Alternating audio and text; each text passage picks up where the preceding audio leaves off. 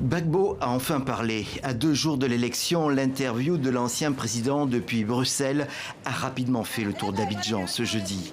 Et Pascal Afine-Guessant, qui dirige aujourd'hui en Côte d'Ivoire une partie du FPI, c'est-à-dire le parti même de Laurent Gbagbo, ne cachait pas sa satisfaction. Le président Gbagbo a marqué clairement et franchement sa position en faveur de la lutte de l'opposition ivoirienne. Il se range sans ambages du côté de l'opposition ivoirienne.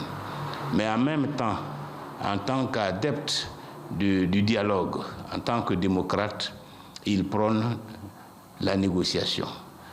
Le célèbre « asseyons-nous et discutons ».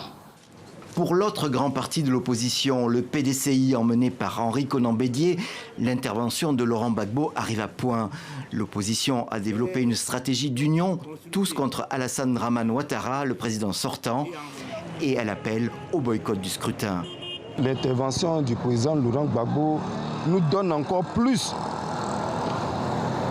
le courage et je peux dire même la conviction encore de continuer dans ce combat.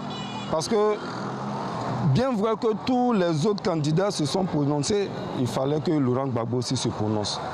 La tension est très forte dans le pays. Depuis 3 mois, violences et affrontements intercommunautaires ont fait une 30aine de morts. Ces derniers jours, beaucoup d'habitants d'Abidjan se pressaient aux arrêts de bus pour gagner leur province. D'autres ont fait des provisions de nourriture. Dans ce contexte, l'appel au calme de Laurent Gbagbo est apprécié.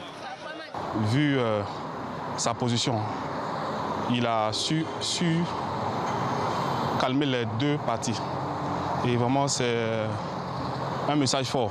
Il a dit « négocions » avant que le pire n'arrive. En Côte d'Ivoire, on a besoin de ça. On a besoin d'apaisement pour que les choses évoluent.